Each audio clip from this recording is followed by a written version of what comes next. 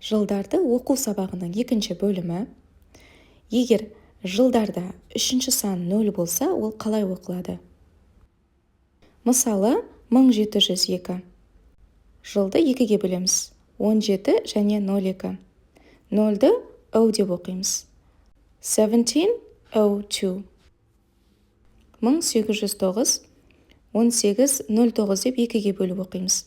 1809. 1901. 1901 деп оқимыз. 1901. Ал егер жылдың соңғы 2 саны 0 болса, онда қалай оқимыз? Мысалы, 1500. Бізге 100 сөзі қажет болады. 1500. 1600. 1700. 1700. 1800. 1800. 1900. 1900. Жалпы 100 деп аударылады.